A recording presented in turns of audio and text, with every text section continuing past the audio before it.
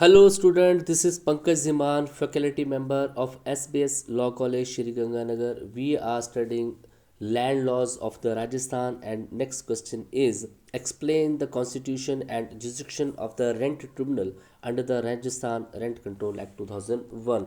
तो अब Rajasthan rent control act 2001 के अकॉर्डिंग जो रेंट ट्रिब्यूनल जो बनाया गया है, जो रेंट अथॉरिटीज़ जो यहाँ पे बता रखी हैं, उनके बारे में हम बात करेंगे। देखिए, न्यू एक्ट का यही एक मेन फीचर था, जब आपने फीचर पढ़े थे कि यहाँ पे जो है एक अलग से रेंट ट्रिब्यूनल बनाया गया है। अगर कोई भी डिस्प्यूट लैंडलॉर्ड और टेनेंट के बीच में, मकान मालिक और किराएदार के बीच में होता है रिलेटेड टू रेंट या एविक्शन ऑफ द प्रीमाइसेस से रिलेटेड, या फिर इमीडिएट पोजेशन से रिलेटेड, या फिर जो है अगर बेसिक एमिनिटीज़ वहाँ पे कट ऑफ कर दी जाती हैं, किसी भी तरीके के डिस्प्यूट होते हैं, तो अब मजिस्ट्रेट के पास आपको नहीं जाना है, आपको रेंट ट्रिब्यूनल जो जहाँ पे अथॉरिटीज़ जो बना रखी हैं उनके पास आपको जाना है। तो ये बहुत ज़रूरी है इस एक्ट के पर्पज़ के लिए, यहाँ पे एक रेंट ट्रिब्यूनल जो है हर एक एरियाज़ में बनाया जाए। तो उसी का कॉन्स्टिट्यूशन और जुरिडिक्शन, उसका क्षेत्राधिकार हम यहाँ पे पढ़ेंगे।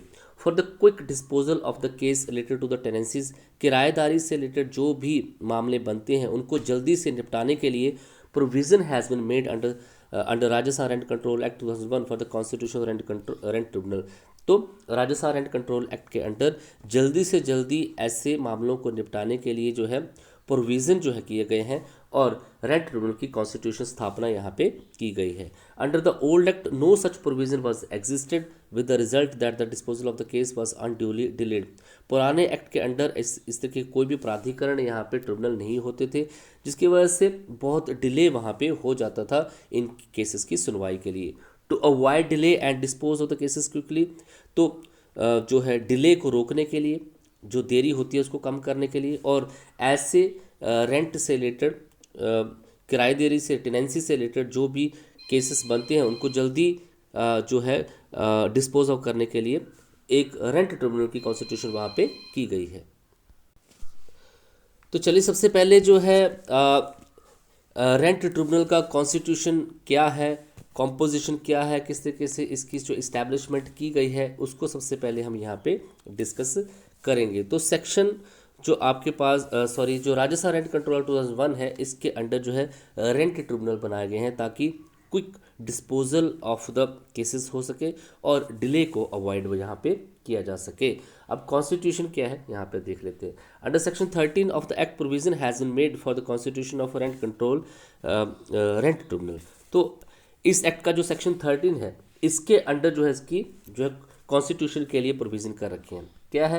The constitution of rent tribunal will be made by the state government. तो स्टेट गवर्नमेंट जो है वो रेंट ट्रिब्यूनल की इस्टेब्लिशमेंट वहाँ पे करेगी by the notifying in the official gazette. तो जो आधिकारिक राजपत्र जो होता है उसमें इसकी नोटिफिकेशन के थ्रू जो है रेंट ट्रिब्यूनल यहाँ पे बनाई जाएगी स्टेट गवर्नमेंट के थ्रू। तो यहाँ पे राजस्थान स्टेट गवर्नमेंट जो है वो रेंट ट्रिब्यूनल को बनाएगी डिफरेंट एरियाज में। Where more than one tribunal is constituted in the particular area, the state government shall distribute the workload among such tribunal by issuing the ordinary or special order। तो जहाँ पे एक ही area में एक से ज़्यादा tribunal को बनाया गया है, तो स्टेट गवर्नमेंट जो है सभी ट्रिब्यूनल को उनका जो वर्क होगा उसको डिस्ट्रीब्यूट कर देगी स्पेशल या फिर ऑर्डिनरी ऑर्डर के थ्रू। नेक्स्ट है, one person of such each tribunal will be presiding officer whose appointment will be made by the high court. और यहाँ पे हर एक ट्रिब्यूनल में एक प्रिजाइडिंग ऑफिसर होगा, ठीक है जी, और इसकी अपॉइंटमेंट जो होगी वो हाई कोर्ट के थ्रू की जाएगी। तो हाई कोर्ट जो है यहाँ का जो प्रिजाइडिंग ऑफिसर होगा जो ऐसे केसेस को यहाँ पे सुनेगा, उसको क्या बोला जा रहा है? प्रिजाइडिंग ऑफिसर बोलेगा, और इसकी अपॉइंटमेंट जो हाई कोर्ट ही करेगी। Such person will be appointed as a presiding officer who is not below the rank of civil जज senior scale in the Rajasthan judicial service. तो यहाँ पे बहुत इंपॉर्टेंट बात बोले कि ये जो यहाँ पे प्रिजाइडिंग ऑफिसर होगा, ये पर्सन वो होगा जो कि कम से कम जो सिविल जज सीनियर स्केल रैंक से नीचे ना हो under the Rajasthan judicial services. ये अमेंडमेंट 2005 में की गई थी। The high court can authorise one presiding officer to discharge the duties of presiding officer of another tribunal. तो हाई कोर्ट चाहे तो एक प्रिजाइडिंग ऑफिसर, किसी ट्रिब्यूनल का एक प्रिजाइडिंग ऑफिसर को किसी दूसरे प्रिजाइडिंग ऑफिसर किसी दूसरे ट्रिब्यूनल के फंक्शन को डिस्चार्ज करने के लिए बोल सकता है। मीन्स फंक्शन को ट्रांसफ़र किया जा सकता है एक प्रिजाइडिंग ऑफिसर को किसी दूसरे ट्रिब्यूनल के प्रिजाइडिंग ऑफिसर के फंक्शन को परफॉर्म करने के लिए बोला जा सकता है अकॉर्डिंग टू द नीड। तो इस तरीके से इनका कॉन्स्टिट्यूशन यहाँ पे है। तो सेक्शन 13 में क्लियर होता है कि यहाँ पे कॉन्स्टिट्यूशन किस तरीके से होगा। रैंक ट्रिब्यूनल का हर एक एरिया में एक रैंक ट्रिब्यूनल होगा। प्रिजाइडिंग ऑफिसर वो होगा जो कि not below the rank of civil जज होगा राजस्थान जुडिशियल सर्विस से। और the presiding officer one tribunal can be given the responsibility to work done by the presiding officer another tribunal. तो एक ट्रिब्यूनल की जिम्मेवारी जो है वो दूसरे ट्रिब्यूनल के प्रिजाइडिंग ऑफिसर को दी जा सकती है। अब यहाँ पे आता है ज्यूरिसडिक्शन। तो आपने देख लिया कौन होगा प्रिजाइडिंग ऑफिसर और किस तरीके से इनकी कॉन्स्टिट्यूशन की जाएगी, स्टेट गवर्नमेंट करेगी, और प्रिजाइडिंग ऑफिसर की अपॉइंटमेंट जो वो हाई कोर्ट करेगी। अब क्षेत्राधिकार क्या है, क्या पावर्स हैं जो यहाँ पे रेंट ट्रिब्यूनल बनेगी, वो सेक्शन 18 में बता रखी है। The jurisdiction of the hearing petition filed under this act arising out of the dispute between the landlord tenant और any matter related to thereto will be of the rent tribunal and not of the civil court. बहुत ही important बात है कि ऐसी याचिकाएं जो कि इस एक्ट के अंडर आई हैं उनको सुनने का क्षेत्राधिकार जो है सिर्फ और सिर्फ किसके पास होगा, इस ट्रिब्यूनल के पास होगा, सिविल कोर्ट के पास नहीं होगा। इट मीन्स कि ऐसे रेंट से रिलेटेड जितने भी मामले होंगे वो इस राजस्थान रेंट कंट्रोल एक्ट के अंडर जो है सारे मामले जो है इस प्रिजाइडिंग ऑफिस इस ट्रिब्यूनल के जुरिडिक्शन में आएंगे। सिविल कोर्ट का कोई भी जुरिडिक्शन यहाँ पे नहीं होगा, सिविल कोर्ट ऐसे मामलों को नहीं सुनेगा। दूसरा, the petition for the dispute related to the tenancies will be submitted before such rent tribunal in whose jurisdiction area or premises situated। अब पटिशन याचिका कहाँ पे फाइल की जाएगी, उस टेनेंसी से रिलेटेड, उस किराएदारी से रिलेटेड जो एक प्रॉपर्टी किराए पे दी गई थी। अगर ऐसे मामले आते हैं तो याचिका कहाँ पे फाइल की जाएगी, उस रेंट ट्रिब्यूनल में फाइल की जाएगी जिसकी जुरिडिक्शन में वो प्रीमाइसेस सिचुएटेड है, जहाँ पे वो घर जो है लोकेट है। तो rent tribunal shall in deciding such petition to the which provision contain the chapter 2 revision rent and chapter 3 tenancies of this act do not apply have due regard to the provision transfer property. तो rent tribunal जो है ऐसी याचिकाओं जहाँ पे chapter 2 जो कि provision of rent या फिर चैप्टर 3 जहाँ वो टेनेंसी की बात करता है और इस एक्ट के प्रोविज़न अगर लागू नहीं हो पा रहे हैं तो जो और प्रोविज़न है और एक्ट है जैसे ट्रांसफर प्रॉपर्टी एक्ट है, इंडियन कॉन्ट्रैक्ट एक्ट है, उनको जो है एज ए सब्सटेंटिव लॉ वहाँ पे यूज़ किया जा सकता है। तो इट मीन्स कि क्योंकि रेवेन्यू और लैंड से रिलेटेड मामले हैं और इसके लिए आपके पास इंडिया में ट्रांसफर प्रॉपर्टी एक्ट और इंडियन कॉन्ट्रैक्ट एक्ट भी है, जब कॉन्ट्रैक्ट तो यहाँ पे बनता है तो उनके प्रोविज़न भी जो है यूज़ यहाँ पे किए जा सकते हैं by the tribunal presiding officer.